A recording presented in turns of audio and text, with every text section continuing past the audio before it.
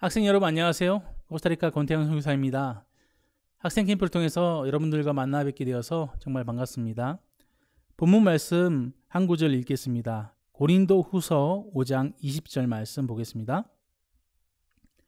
이러므로 우리가 그리스도를 대신하여 사신이 되어 하나님이 우리로 너희를 권면하시는 것 같이 그리스도를 대신하여 간구하노니 너희는 하나님과 화목하라. 20절 말씀 한 구절 읽었습니다. 저는 코스타리카에 살고 있는데요. 코스타리카가 너무 아름다운 나라인데 여러분들을 직접 코스타리카로 모실 수 없어서 제가 짧은 영상 하나 준비했습니다. 영상 보고 다시 말씀 나누겠습니다.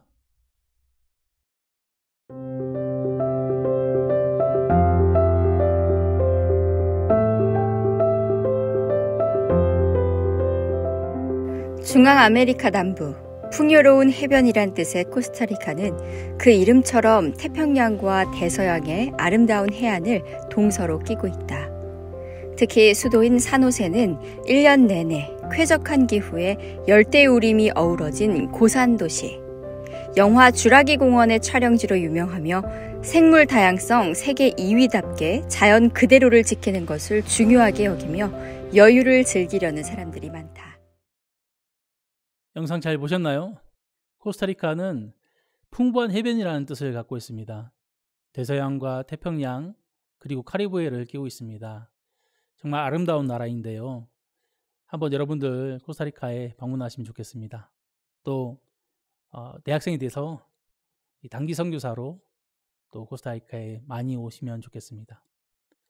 저는 코스타리카만큼 아름다운 대한민국 제주도에서 태어났습니다.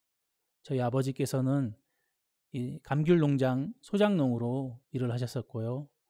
그리고 저희 어머니께서는 이름 모를 병에 매일매일 고통하셨습니다.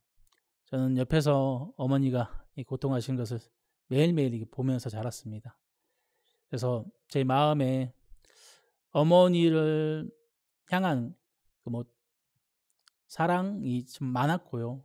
어머니 병을 낫게 해주고 싶다. 그런 생각들을 많이 하면서 살았었습니다. 그리고 저희 가정은 경제적으로 좀 많이 어려웠습니다. 저희 부모님께서 단돈 2,000원 때문에 싸우시는 것을 자주 볼 수 있었는데요. 그런 분위기 속에 살면서 왜 우리 가정은 이렇게 불행해야 돼? 왜 우리 가정은 이렇게 가난해야 돼? 왜 2,000원 때문에 싸워야 돼? 왜 내 어머니는 이렇게 매일매일 이름 모를 병에 고통해야 돼? 그런 불행한 생각들이 제 마음을 가득 채웠습니다. 그리고 저를 보면 자존감이 낮고 또 내성적이고 소극적이고 그리고 아무런 특기가 없는 것처럼 보여지는 거예요.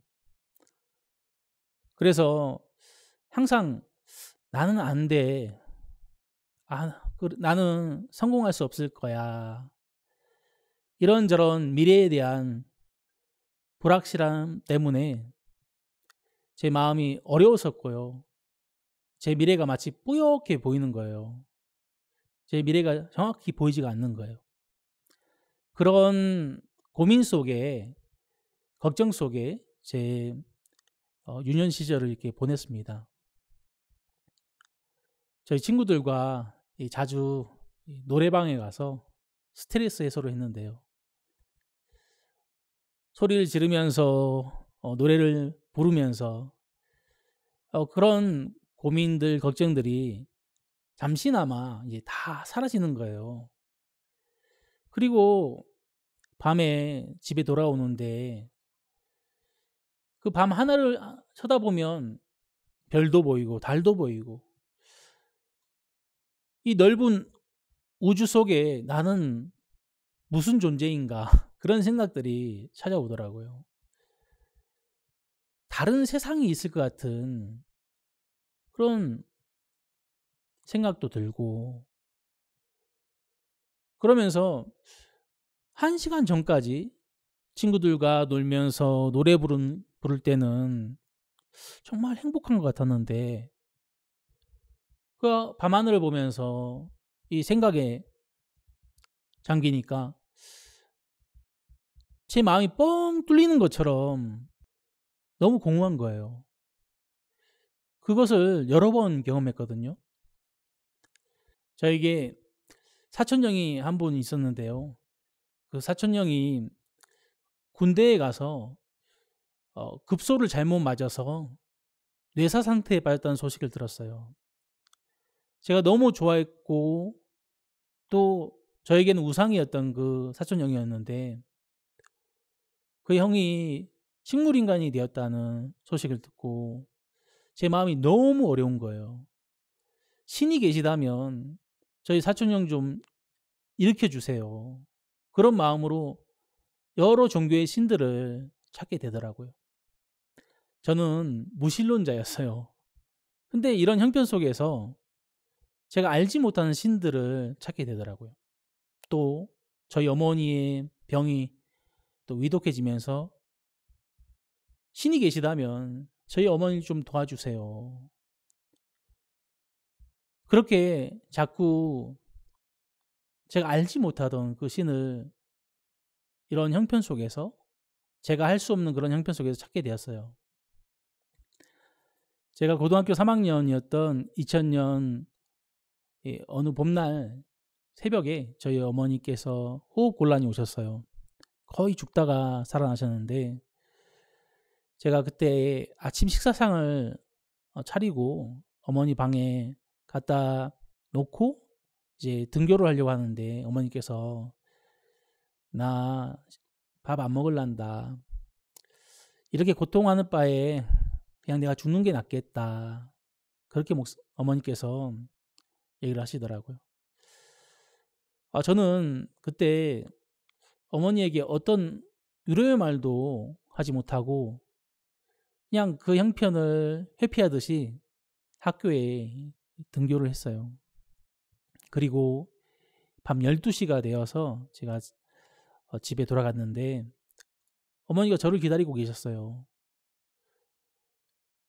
아침에는 어머니가 거의 다 돌아가실 뻔했는데 어떻게 밤 12시까지 나를 기다리셨을까? 환한 미소로 저를 받아주셨거든요, 그때. 그게 너무 놀라웠던 거예요, 저는. 엄마 무슨 일이 있었어? 그렇게 물어봤는데 어머니께서 저에게 이제 설명해 주시더라고요.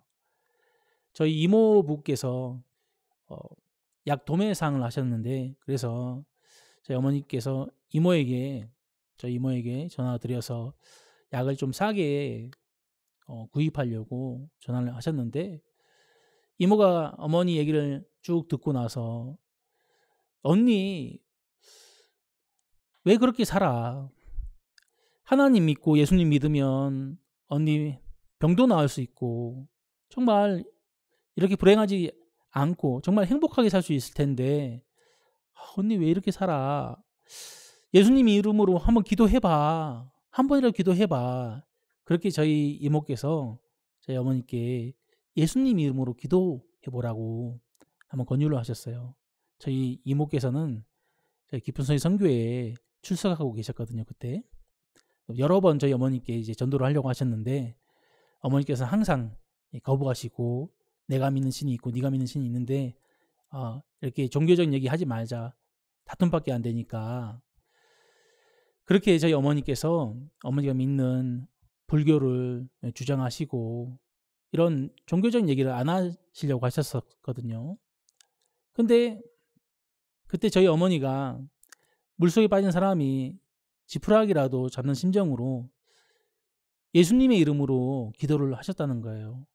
근데 5분이 지난 후에 저희 어머니께서 몸을 일으킬 수 있으셨다고 하시더라고요. 그게 저도 너무 놀랍더라고요. 저희 어머니가 그때 침대에서 일어나실 수가 없었거든요. 몸을 움직일 수가 없으셨거든요. 근데 하나님이라는 분이 존재하시고 하나님께서 저희 어머니의 기도를 들으시고 어머니 몸을 일으켜 주셨다. 이건 내가 할 수 없는 일이었는데, 내가 하고 싶었던 일이었고, 그렇지만 제가 할 수가 없었던 일이었는데 하나님이란 분이 일을 해주시는 거예요.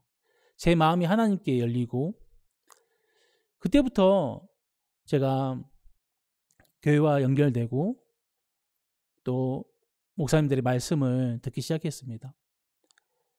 성경을 펴서 목사님들의 말씀을 듣는데 정말 부끄러운 거예요. 왜냐하면 저는 내성적이어서 제 얘기를 아무 얘기도 안 하고 살았어요.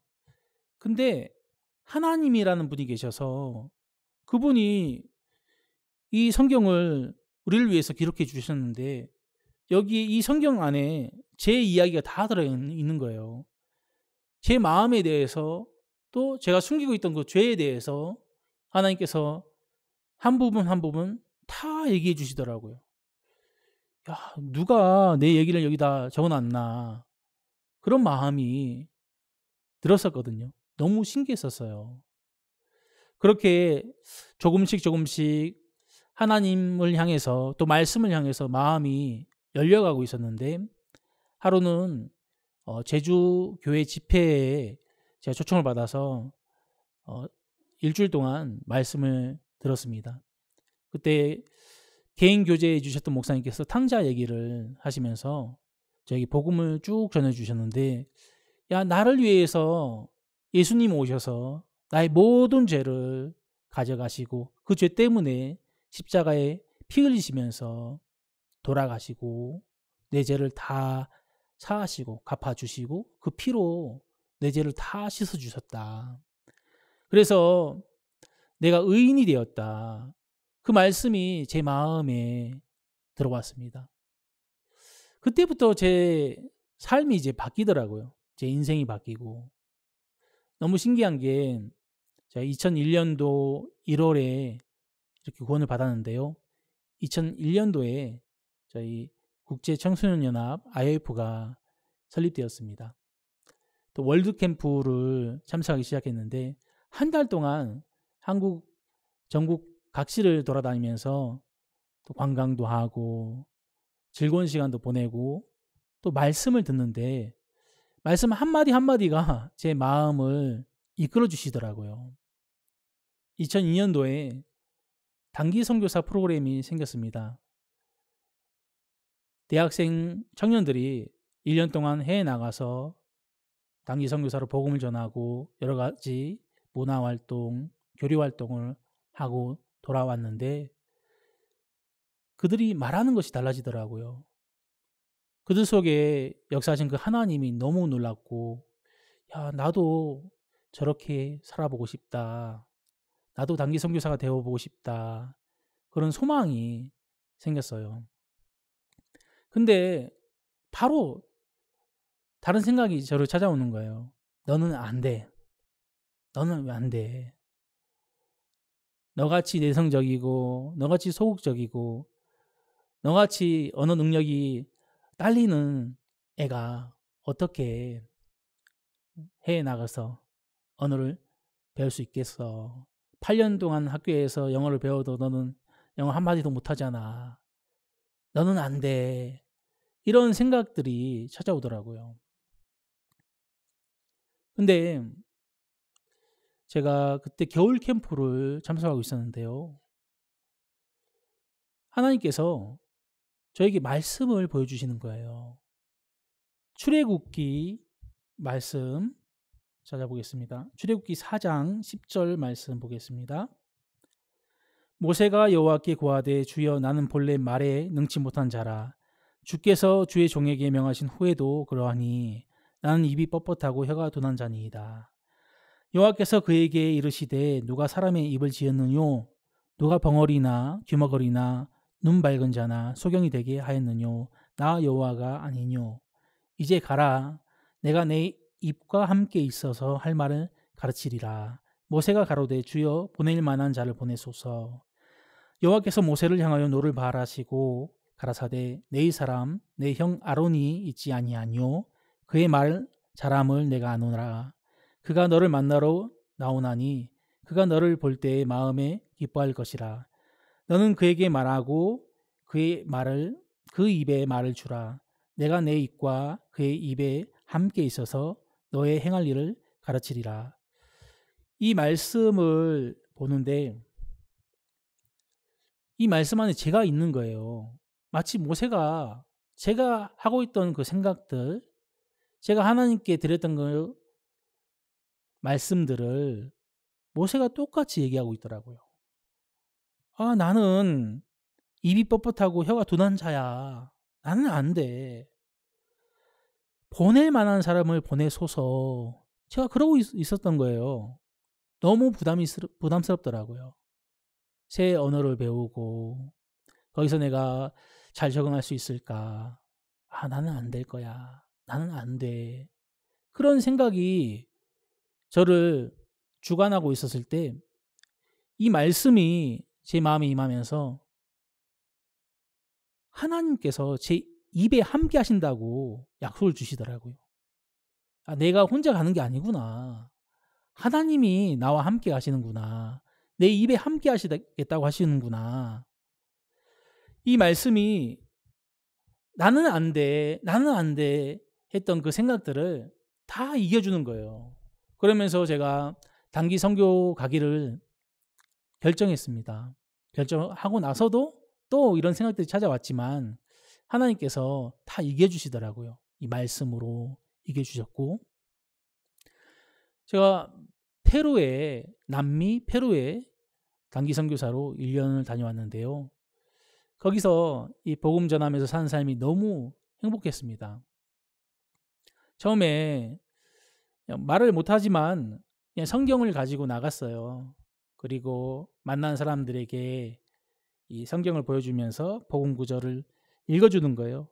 그리고 손짓 발짓 다 해가면서 예수님이 우리 죄 때문에 십자가에 못 박혀서 피 흘리시면서 돌아가셨다. 그분이 우리를 의롭게 했다. 이 복음을 그냥 손짓 발짓 해가면서 또 성경 구절 읽어가면서 그렇게 전했어요. 너무 이제 그게 행복한 거예요. 사람들이 주의 깊게 들어주고 또 믿는다 하고 제 마음에 너무 그게 행복이 되었습니다.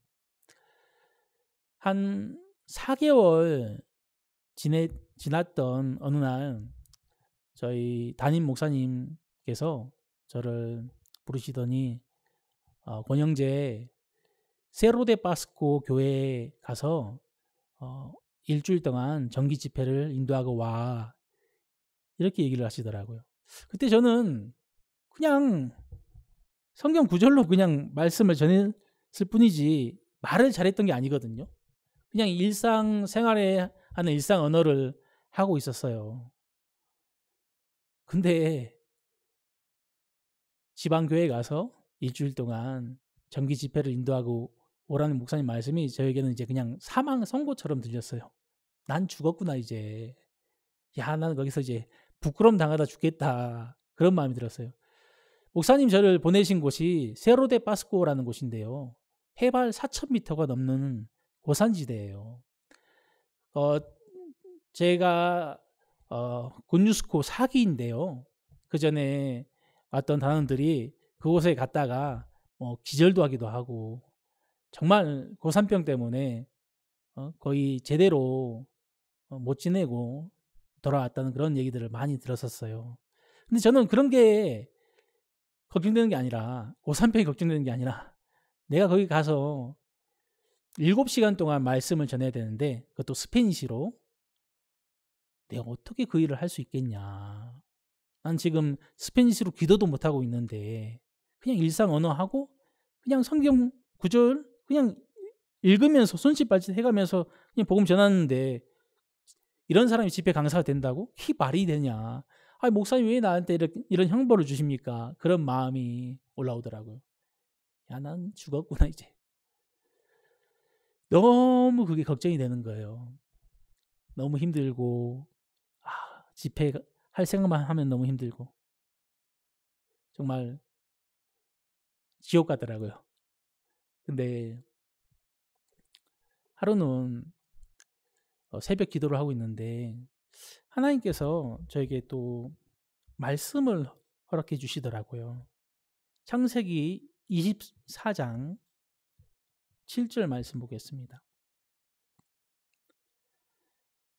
창세기 24장 7절 하늘의 하나님 여호와께서 나를 내 아버지의 집과 내 본토에서 떠나게 하시고 내게 말씀하시며 내게 맹세하여 이르시기를 이 땅을 내 씨에게 주리라 하셨으니 그가 그 사자를 내 앞서 보내실지라 네가 거기서 내 아들을 위하여 아내를 택할지니라.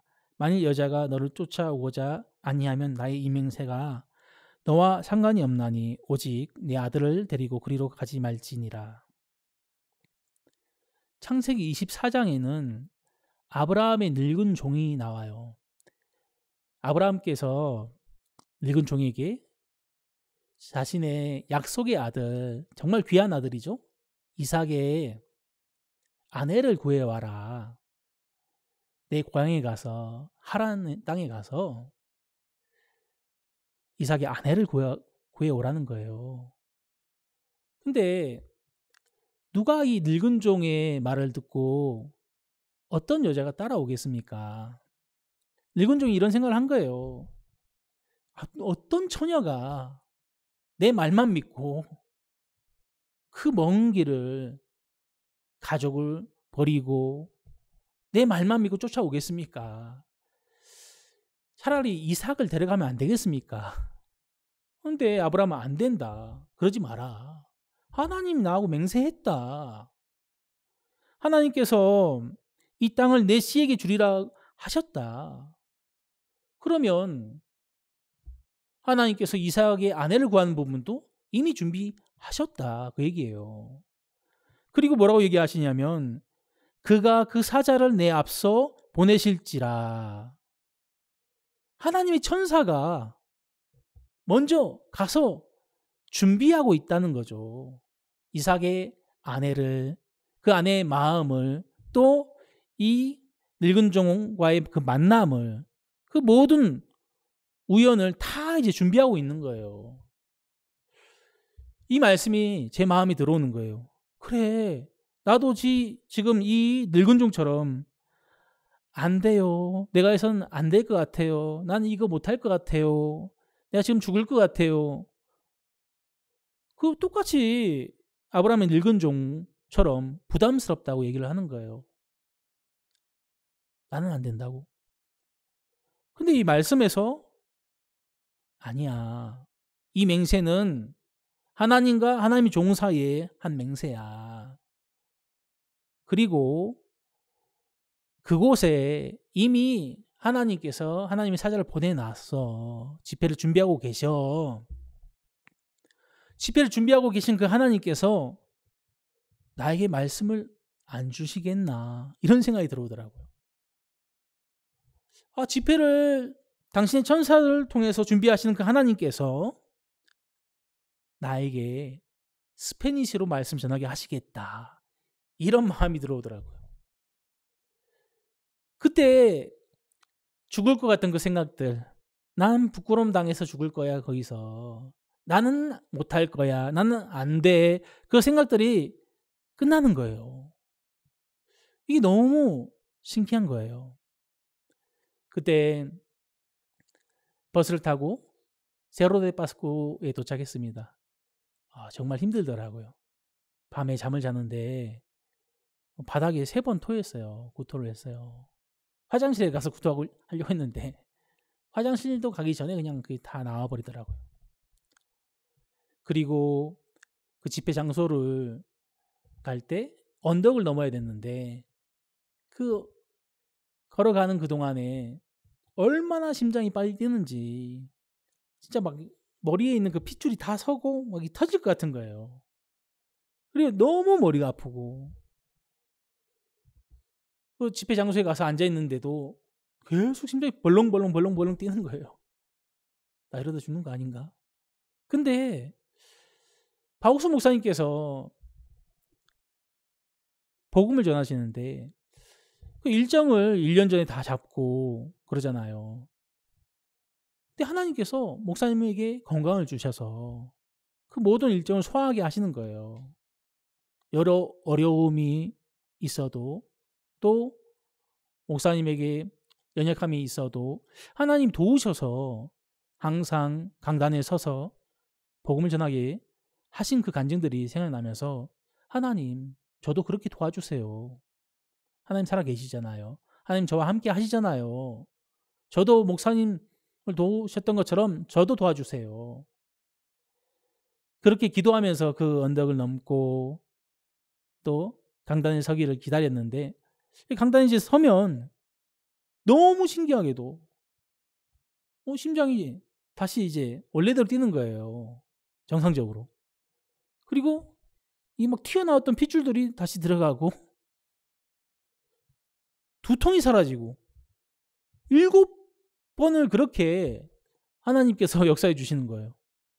정말 하나님께서 나와 함께 계시는구나. 하나님께서 이 복음을 사랑하시는구나. 하나님께서 이 복음 전하는 걸 기뻐하시는구나.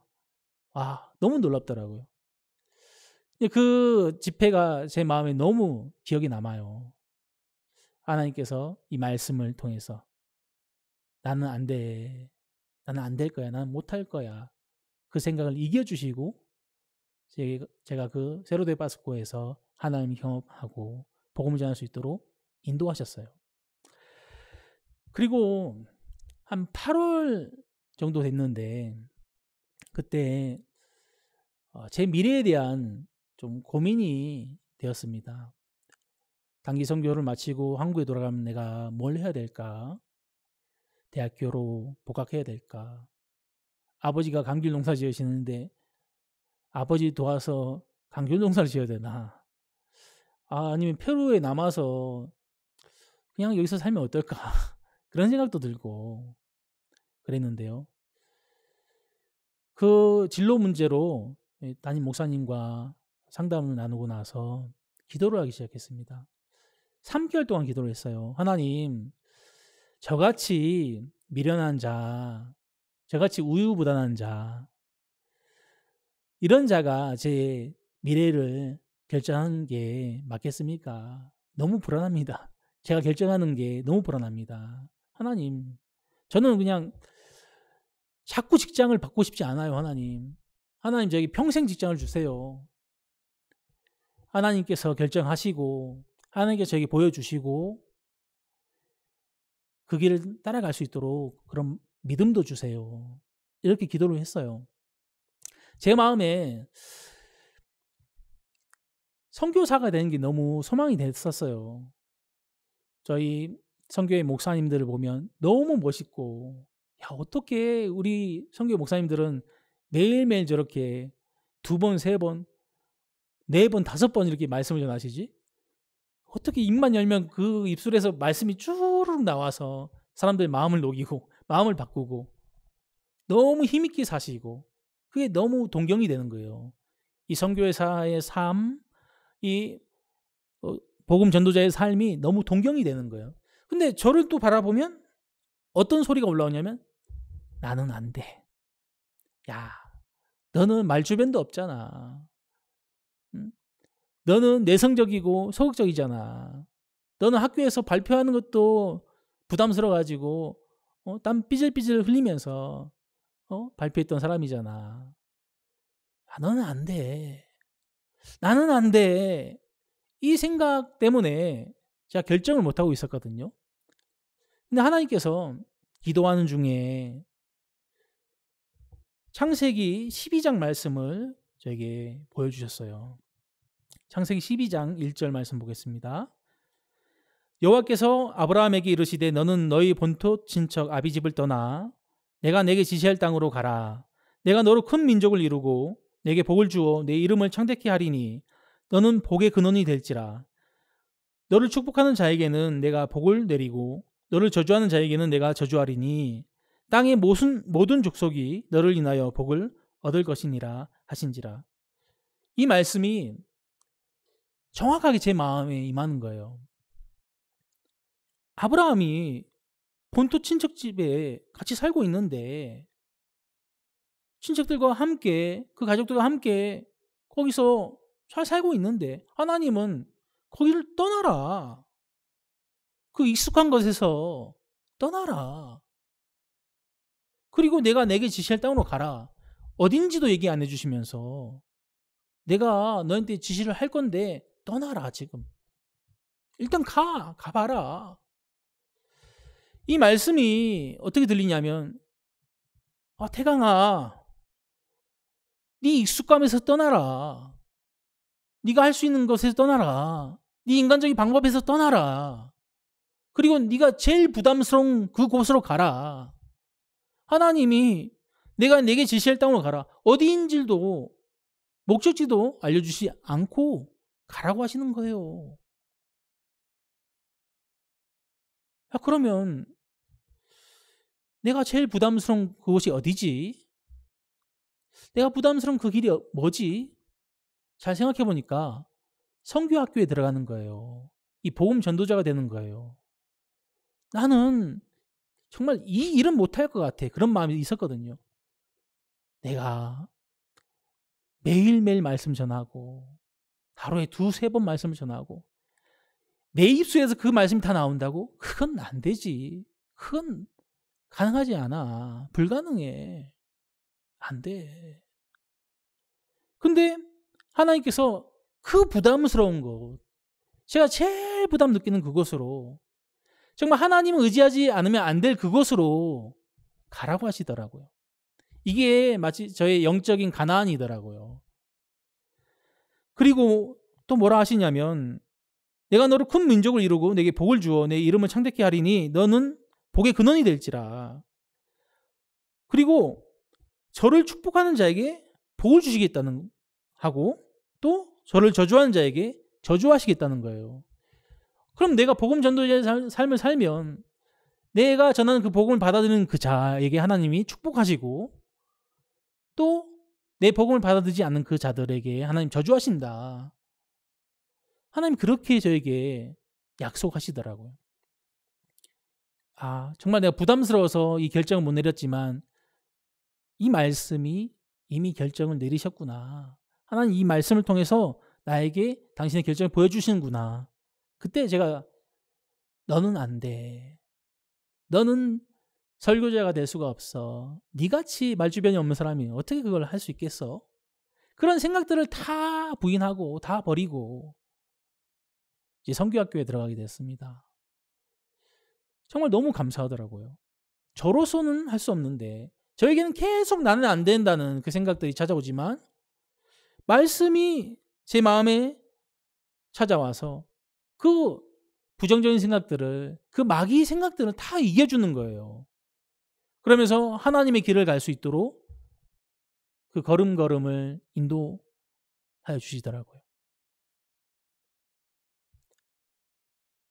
여러분들 마음에도 사단이 나는 안 돼. 그런 생각을 넣어주죠. 그렇죠? 아주 작은 일부터 큰 일까지. 그 모든 일 가운데 너는 안 돼. 나는 안 돼. 이 생각들 넣어주잖아요. 근데 우리가 이 생각을 받아주면 형편이 커 보이는 거예요. 다윗을 생각하면 다윗이 골리앗 앞에 이 생각을 받아주었습니까? 나는 안 될 것 같아. 나는 골리앗 앞에 안 될 것 같아. 아니죠. 그런 생각이 있을 수 있겠죠. 근데 하나님이면 되겠다. 그 새로운 마음을 받아들이는 거예요. 그러니까 다윗은 그런 골리앗 같은 그 형편들을 다 무찌르고 넘어뜨리고 이겨버리더라고요. 그러면서 그 삶 속에 항상 하나님으로 말미암아 승리하는 삶을 사는 거예요. 너무 그 삶이 놀랍잖아요. 하나님이 그 삶을 도우시고 항상 승리케 하시고 너무 복된 삶을 사는 거예요. 근데 사단은 우리에게 나는 안 돼, 나는 안 돼 이 생각을 계속 주입시키면서 우리가 정말 쓸모없는 사람으로 살 수밖에 없도록 만들어가는 거예요. 아무것도 이길 수 없는 그 패배자의 삶을 살 수밖에 없도록 사단은 우리를 속이고 있는 거예요. 제가 얼마 전에 그 선교사 교제가 있었을 때 이런 말씀을 들었습니다. 겸비하되 담대하라. 절대 주눅들지 말아라. 그런 말씀을 하시더라고요. 너희들은 대통령보다 더 대단한 사람들이야. 그리고 고린도 후서 5장 20절 말씀을 보았는데요. 너무 놀라운 말씀이더라고요. 고린도 후서 5장 20절. 이러므로 우리가 그리스도를 대신하여 사신이 되어 하나님이 우리로 너희를 권면하시는 것 같이 그리스도를 대신하여 간구하노니 너희는 하나님과 화목하라. 이 말씀에서 뭐라 하냐면 우리가 그리스도를 대신하여 사신이 되었다 얘기하시더라고요. 그리스도를 대신하여 사신이 되었다? 그 얘기는 하나님 나라의 대사가 되었다는 거죠. 천국의 대사가 되었다는 거예요. 저는 천국 대사로서 이 코스타리카에 파견을 받은 거죠. 이 말씀이 너무 놀랍더라고요. 저는 이전에는 마치 뭐 대통령이나 부통령, 장관들 뭐 그런 VIP들 보면 괜히 주눅 들고 제 마음에서 스스로 깎아내리고 그런 동안에 제가 아무것도 할 수 있는 게 없었어요. 그분들에게 복음 전하는 것도 부담스럽고 그러면서 그분들에게 복음 전하는 일은 바옥수 목사님 같은 분이나 아니면 지역장 목사님 같은 분이나 그런 분들이 하시는 거지. 이렇게 제 마음에서 스스로 깎아내리고 주눅 들어 있었어요. 그런 동안에는 아무 일도 할 수가 없었거든요. 나는 안 돼. 네가 뭔데 저분들에게 복음을 전해. 네가 뭔데. 나는 안 돼. 이 생각이 정말 저를 아무것도 할 수 없는 쓸모없는 자로 만들어버리더라고요. 근데 이런 말씀들이 하나님 마음 안에 있는 나는 누구인가? 하나님 마음 안에 있는 나는 누구인가? 그걸 알게 하더라고요. 그러면서 제 마음에 계속 이 약속을 되새기면서 그래, 나는 대통령보다 더 대단한 사람이야. 야, 내 뒤에 예수님 계시고 하나님 나와 함께 하시는데 나 대단한 사람 맞지? 그래, 나는 그리스도와 함께 십자가에 못 박혀 죽었으니 이제 내가 산 게 아니고 내 안에 예수님 사신 거지. 그러면 내가 작은 예수가 맞지. 이런 말씀들을 다시 되새기면서 제 마음에 있던 나는 안 돼라는 그 생각들을 싸워서 이겨버리는 거예요. 그게 너무 감사하더라고요. 제가 이런 마음으로 부통령님과 만남을 가진 적이 있었습니다. 부통령님께 IF 감사패를 전달하고 또 함께 점심을 나누면서 이 담소를 나누는 시간이었는데요. 박옥수 목사님이면 어떤 얘기를 하실까 그런 생각을 곰곰이 해봤습니다. 복음을 전하시겠구나. 박옥수 목사님께서 2020년도에 코스타리카를 방문하셨는데요. 그때 대통령님께 정말 하나님의 지혜로 복음을 전하는 것을 보았습니다. 그 목사님 복음 전하셨던 그 내용들을 제가 한 번, 두 번, 세 번, 네 번 계속 마음에 묵상하면서 똑같이 내가 한번 전해봐야겠다. 그런 마음이 들었어요. 그래서 부통령님께 똑같이 그렇게 말씀을 전했는데 부통령님께서 너무 기뻐하시고 너무 즐거워하시고 1시간 반 동안 저희들이 담소하는 동안에 정말 저희들이 마음의 친구가 되어버렸어요. 그리고 제가 헤어지기 전에 부통령님 저와 성경 공부하시죠 하니까 부통령님께서 너무 좋습니다. 예, 연락하세요.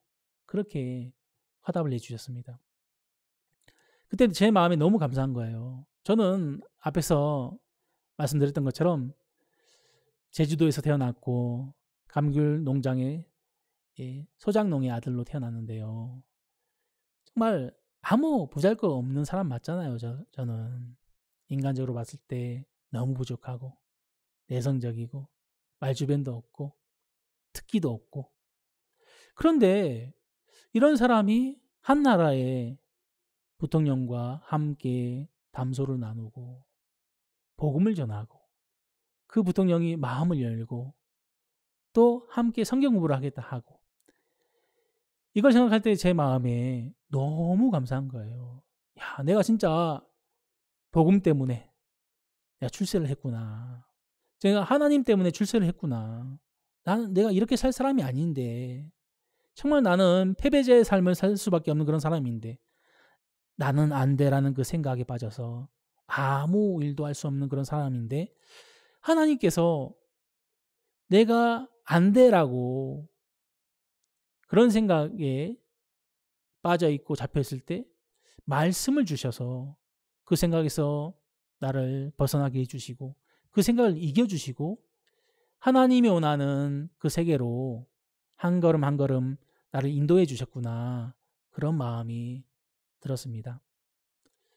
여러분들도 나는 안 돼라는 생각이 머물러 있지 말고 오늘부터 하나님 마음에 있는 여러분들을 한번 찾아보세요. 하나님은 여러분들에게 뭐라고 하시는지, 그래 너 안 돼, 그렇게 얘기하시는지, 아니면 아니야 내가 너와 함께 있어, 내가 네 입술과 함께 할 거야, 내가 너를 지켜줄게, 내가 내 사신은 너 앞에 보내놨어, 이미 그거 다 준비하고 있어, 걱정하지 마, 달려나가, 믿음으로 해봐, 그렇게 얘기하시는지 한번 확인해 보세요. 그 하나님 마음을 성경 말씀을 통해서 확인할 수 있습니다. 여러분 마음에 이 성경 말씀이 들어오면 여러분 마음 안에 있는 그 부정적인 마귀의 생각들, 나는 안 되라는 그 생각들을 다 이겨주실 겁니다. 여러분들도 이렇게 하나님 말씀을 마음에 받아들여 정말 이 복된 삶을 사시게 되길 바라고, 정말 대통령보다 더 대단한 사람인 것을 아시길 바라고, 또 천국 대사로서 살아가시길 바랍니다. 정말 감사합니다. 기도하고 마치겠습니다. 기도하겠습니다. 하나님 아버지, 주님 앞에 감사드립니다. 이번 학생 캠프 말씀을 통해서 저희들에게 소망을 주셨습니다. 저희들에게는 항상 나는 안 돼라는 그 생각이 함께하면서 우리를 형편 앞에 무너지게 하고 패배자로 살아가게 하는데, 그때마다 주님의 말씀이 저희들 마음에 임하면서 저희들의 마음을 두드려 주셔서 저희들이 그 말씀을 받아들였을 때 그 말씀이 우리의 그 부정적인 생각들, 모든 것을 다 이겨주는 걸 봅니다. 하나님 아버지, 저희들 학생들에게 정말 복되고 찬란한 미래가 있다는 것을 알게 하시고, 이 말씀을 받아들였을 때 우리가 그 하나님이 준비하신 그 미래의 한 발자국 더 다가가게 된다는 것을 알게 하여 주시기 바랍니다. 주님, 정말 감사를 드립니다. 예수님의 이름으로 기도드렸습니다. 아멘. 감사합니다.